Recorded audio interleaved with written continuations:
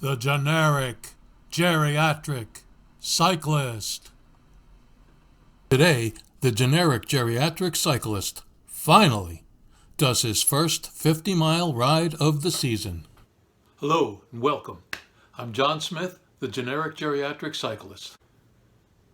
It was a long time coming, but I finally got in my first 50-mile ride of the year. In a more perfect cycling world, a world in which I don't seem to be living in anymore, I would have gotten this ride in March or more likely April of the year. As it is, this is September, the very end of September. I'll leave the gory details of why it took so long for another time, but it was just a long time coming. I've got off to a very, very, very, very, very slow start this year. First, a little bit of nostalgia involving 50 miles that people from my generation might be able to relate to. Way back in freshman year of high school, my friends, Ray, Lenny, and I walked 50 miles in a day. It was a long day, a very long day.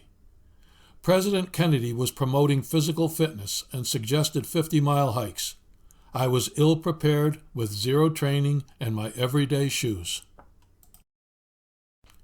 We all accomplished the goal by the time Lenny's father insisted that we get in his car because it had gotten dark.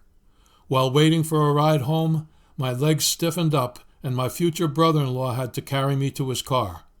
When I got home, I ate an entire pizza in a hot bathtub.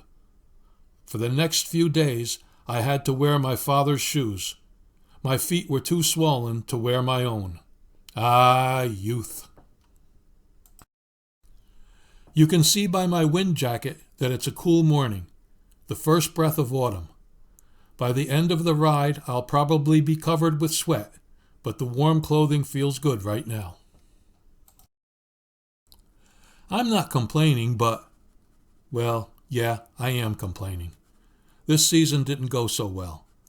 I had ambitious, maybe overly ambitious goals for myself. I hope to be able to do a century ride by now. Well, I'm a New York Mets fan, so I'm well trained in saying, wait until next year. So what's my strategy to do 50 miles? Simple. Pick a flat course and ride slowly, as if I could ride fast to begin with. Strava measured my elevation gain at 1,300 feet, and it's about as flat a route as I could find. And speaking of riding slowly, my average speed is down about 2 miles per hour this season. It could be my age, it could be my weight. I'm hoping it's the weight, because at least I can change that. But then, my age is changing all by itself. I'll be 73 by the time this video is published. Happy birthday to me. I used to be able to hang with the B riders on club rides, but that seems to be in the past. Geez, I'm starting to depress myself. It's a beautiful day, and I feel uncharacteristically strong. I'm not making my usual rookie mistake of starting out hard and running out of gas late in the ride.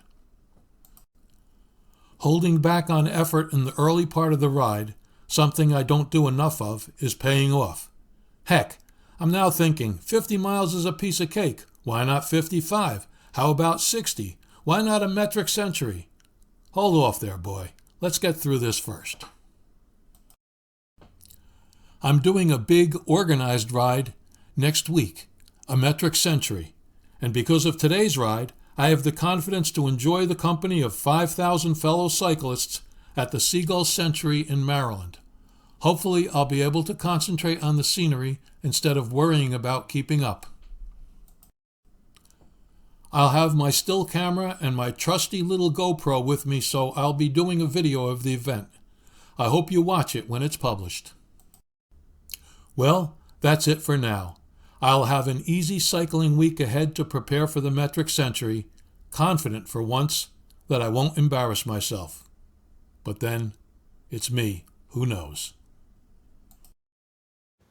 Well, that's it. Thanks for watching. So long. Hope to see you soon. Goodbye now.